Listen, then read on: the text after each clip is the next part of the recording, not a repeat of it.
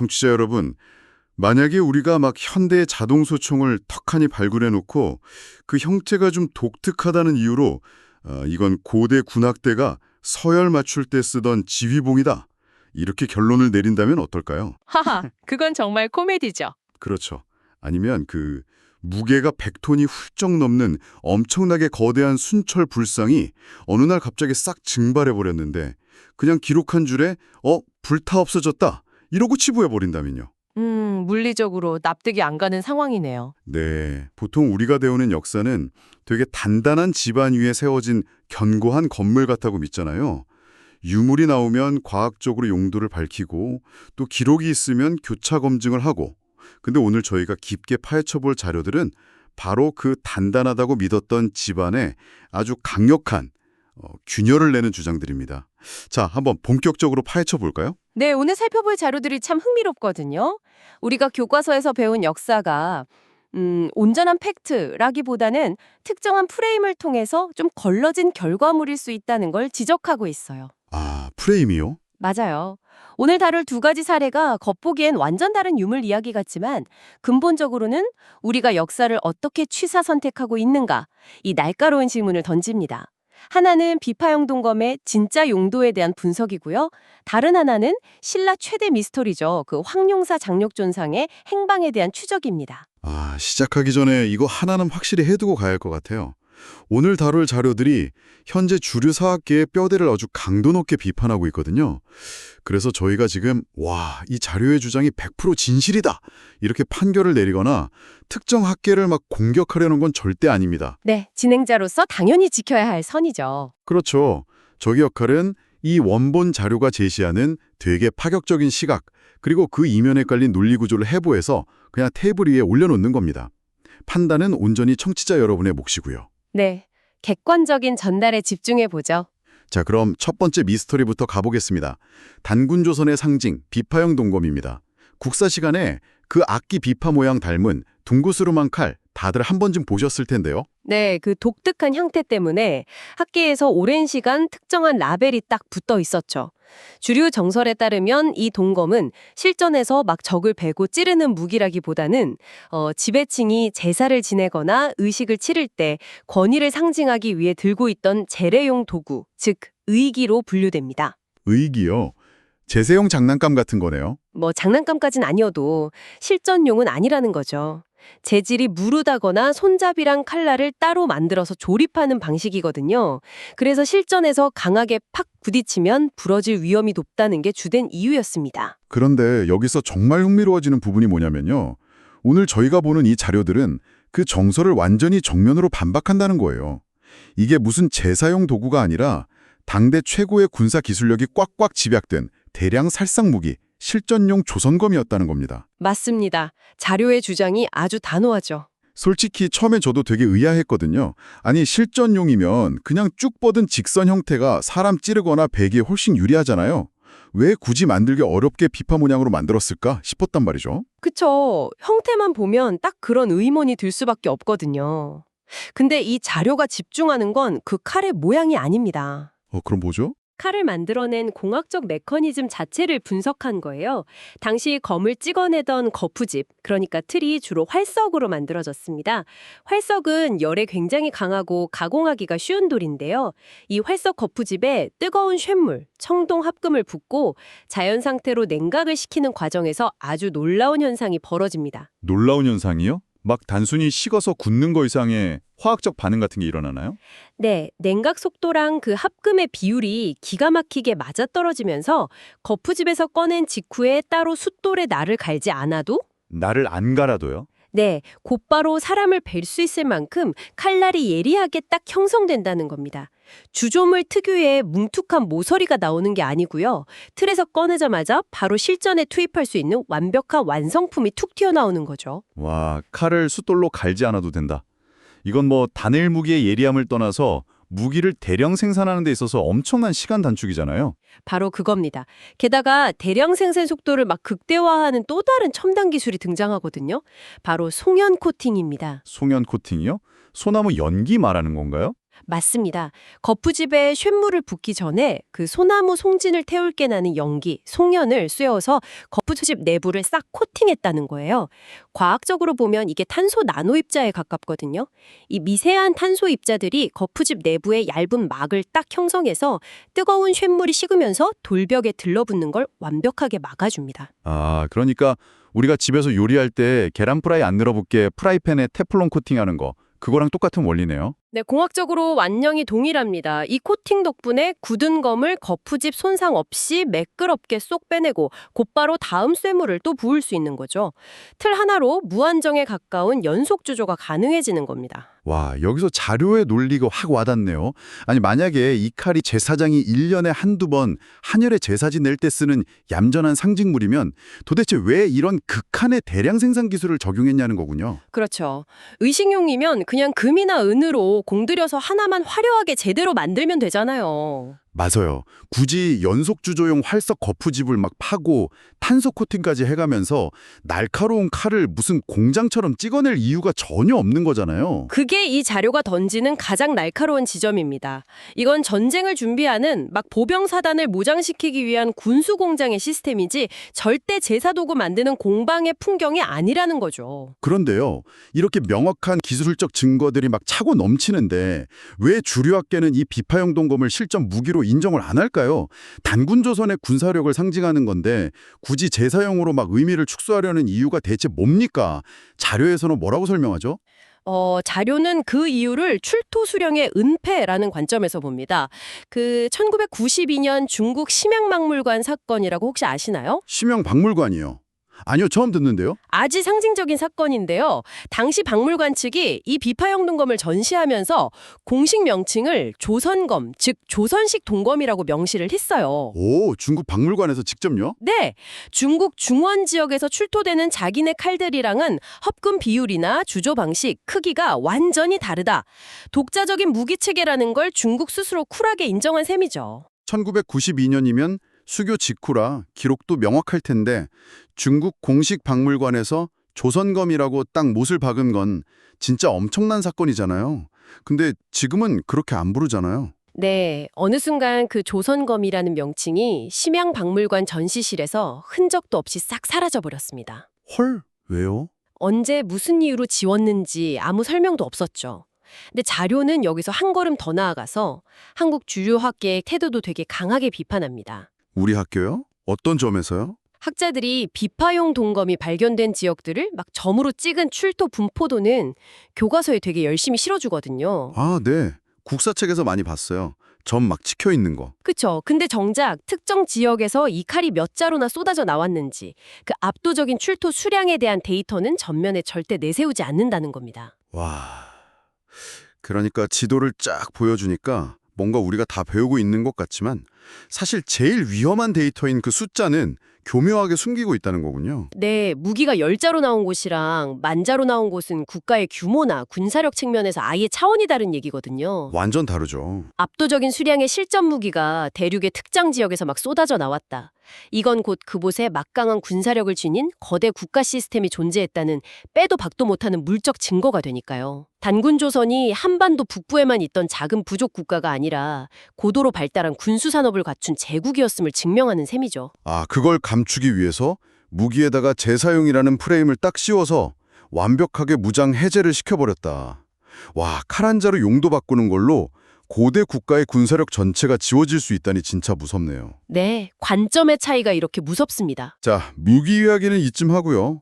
이렇게 국가 기틀을 다진 무기의 정체도 엇갈리는데 그럼 찬란했던 전성기의 거대 유물은 어떨까요?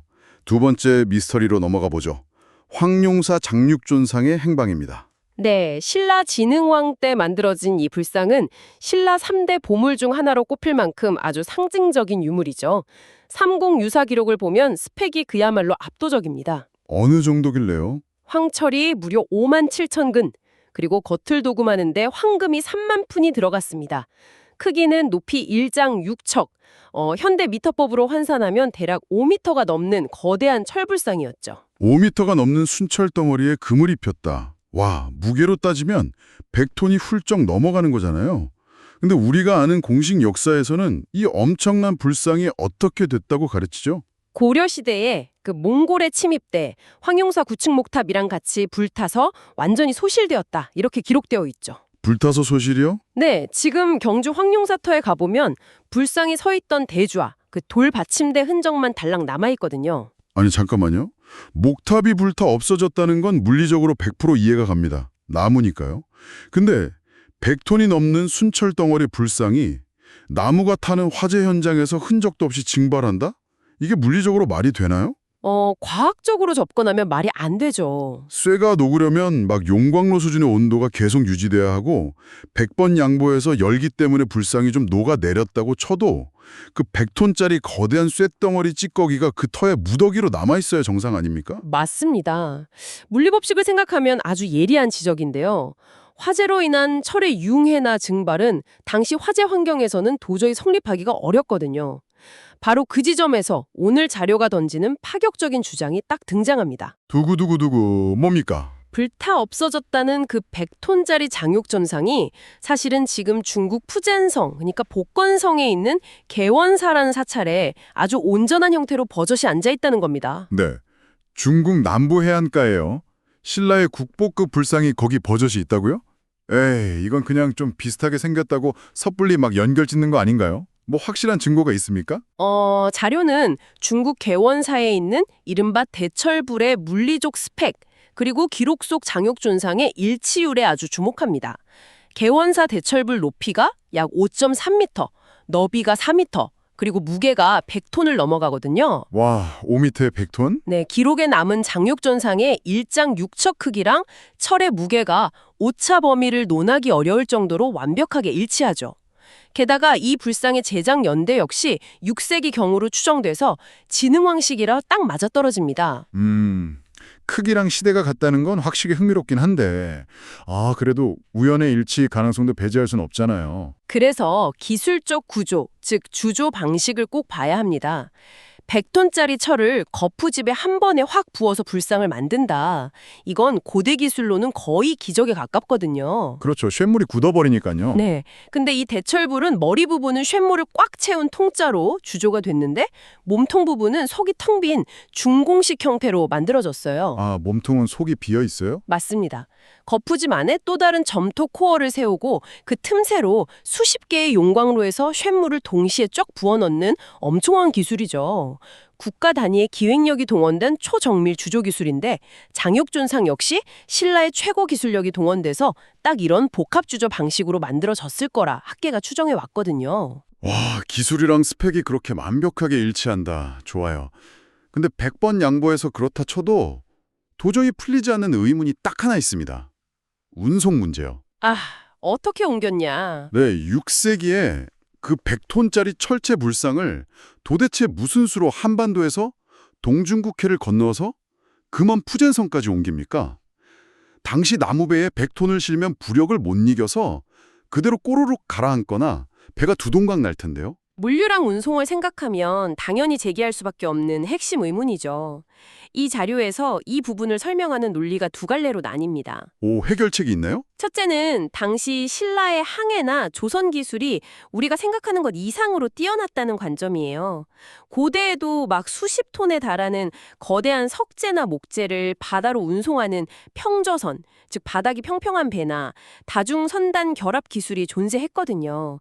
부력을 분산시키는 특수선박을 건조했다면 100톤 운송이 아예 불가능한 마법의 영역은 아니라는 거죠. 배 자체를 엄청 특수하게 만들어서 실어 날랐을 가능성. 그럼 두 번째 관점은요? 두 번째가 훨씬 더 구조적이고 스케일이 큰 역사적 관점입니다. 이것을 큰 그림과 연결해 보면요. 불상 자체가 배를 타고 통째로 건너간 게 아니라 그 장육존상을 만들어낼 수 있었던 신라의 기술력과 인적 인프라, 혹은 신라의 지리적 영향력 자체가 푸젠성 일대까지 이미 뻗어 있었다고 보는 겁니다. 신라인들이 거기 이미 살고 있었다. 네, 당시 신라인들은 대륙 동해안을 쭉 따라서 양주, 항주 일대에 신라방이라는 거대한 거류지를 형성하고 무역이랑 산업을 꽉 장악하고 있었거든요. 푸젠성의 천주항 역시 이 해상 실크로드의 핵심 거점이었고요. 와, 대박. 그러니까 굳이 경주에서 만들어서 그 무거운 걸 무리하게 배로 옮긴 게 아니라 신라의 국가적 프로젝트로서 신라 장인들이 직접 푸젠성에 넘어가서 그곳 자원으로 똑같은 장육존상을 주조했을 수도 있다는 거군요. 마치 백제 장인들이 일본 동대사 그 도다이지에 가서 거대한 청동대부를 직접 만들어준 것처럼요. 네, 정확한 비교입니다. 고구려, 백제, 신라의 활동 모대가 우리가 아는 것처럼 결코 한반도 내륙에만 갇혀있지 않았다는 거죠. 대륙의 해안가랑 바다 전체를 무대로 삼는 거대한 네트워크 제국이었던 겁니다. 그러니까 자료는 이렇게 외치고 있는 거예요. 역사는 불타서 사라진 게 아니다. 우리가 100톤짜리 유물을 한반도 안에서만 타지려고 하니까 그냥 불타 없어졌다는 핑계로 지워버린 것일 뿐이다. 와, 그렇다면 이 모든 게 무슨 의미일까요? 이제 논리가 하나로 딱 연결이 되네요. 무기에 쓰인 첨단 송연 코팅 기술부터 바다 건너 푸젠성에 있는 100톤짜리 대철불까지 시대도 종류도 전혀 다른 이 두 이야기가 왜 하나의 자료 묶음 속에서 같이 다루어지면서 주류 사학계를 겨냥하고 있는지 말입니다. 네, 눈치채셨군요. 결국 타겟은 그 반도사관이네요. 맞습니다. 반도사관이라는 건 고대 한민족의 역사적 활동 모델을 한반도라는 되게 비좁은 지리적 경계 안에만 딱 가두어서 해석하려는 프레임이거든요. 이 프레임이 정말 무서운 게 뭐냐면 눈앞에 명백한 유물과 데이터가 쏟아져 나와도 그 좁은 틀에 맞지 않으면 의미를 왜곡하거나 아예 외면해버린다는 데 있습니다. 아, 소름 돋네요. 만약 비파형 동검의 그 엄청난 수량과 전투력을 인정해버리면 대륙 깊숙한 곳까지 호령했던 단군조선의 거대한 군사력을 인정해야만 하니까 그걸 막기 위해서 이거 무기 아니고 제사장이 쓰던 도구야 이렇게 라벨을 바꿔붙인 거고요. 정확합니다. 맞물려서 황룡사 장육존상의 행방을 대륙 푸젠성에서 찾아버리면 신라가 단순한 한반도 동남쪽 귀퉁이의 작은 나라가 아니라 동아시아 바다 전체를 제패했던 거대 해상제국이었음을 인정해야 하잖아요. 그러니까 몽골군 왔을 때 불타서 100톤의 쇳덩이가 연기처럼 증발해버렸다는 비과학적인 결론에 그냥 안주해버린다는 게 이 사료의 아주 뼈아픈 지적인 거죠. 해석의 틀을 지키기 위해서 팩트 자체를 재단해버린다? 청취자 여러분, 저희는 지금 이 주장이 100% 맞다고 결론 내리는 게 아닙니다. 아마 주류 학계의 반론도 만만치 않을 테니까요. 네, 학술적인 검증은 계속되어야 하죠. 하지만 오늘 저희가 탐구한 이 자료가 던지는 메시지, 즉 우리가 교과서에서 밑줄 쩍쩍 치면서 절대적이라고 믿었던 역사적 정보들이 사실은 누군가의 해석과 취사 선택에 의해 축소되거나 지워졌을 수도 있다는 점은 정말 흥미롭고 중요한 관점인 것 같습니다. 네, 지식이라는 건 고정된 게 아니라 끊임없이 의심하고 다른 시각으로 바라볼 때 비로소 생명력을 얻거든요. 오늘 이 심층 탐구는 단순히 고대 유물의 위치나 용도를 따지는 걸 넘어서 정보를 다양한 시각으로 다시 바라볼 수 있는 비판적 사고의 근육을 키워주는 데 의미가 있습니다. 맞아요. 그 근육이 정말 필요하죠. 여기서 이건 아주 중요한 질문을 하나 남깁니다. 뭔가요? 고대의 거대한 찰불상이나 치명적인 무기의 진짜 목적조차 역사를 쓰는 사람의 관점에 따라 이토록 다르게 해석될 수 있다면 지금 우리 주변에서 아주 당연한 진실로 받아들여지고 있는 것들 중에서도 사실은 전혀 다른 지도를 꺼내들어야만 제대로 보이는 것들이 또 있지 않을까요? 100톤짜리 불상도 눈앞에서 사라지게 만들고 대륙을 호령하던 무기도 재사용 장난감으로 만들어버리는 게 바로 그 인식의 틀이니까요. 오늘 방송 들으신 여러분도 한번 주위를 싹 둘러보셨으면 좋겠습니다. 내 일상 속에서도 당연하다는 듯이 재사용 도구라는 라벨이 딱 붙어있지만 진짜 본 모습은 전혀 다른 무언가가 숨어있지는 않은지 말이죠. 네. 내가 쥐고 있는 낡은 지도를 버리고 새로운 스케일의 지도를 펼칠 용기가 필요한 시점일지도 모릅니다. 오늘 저희가 던진 질문들이 여러분의 굳어진 생각에 작은 균열을 내는 흥미로운 시간이 되었기를 바랍니다. 그 균열 틈에서 또 다른 지적 호기심이 무럭무럭 자라나길 응원하면서 저희는 다음에도 여러분의 상식을 기분 좋게 뒤흔들어줄 깊고 날카로운 자료와 함께 돌아오겠습니다. 함께 탐구해 주셔서 감사합니다.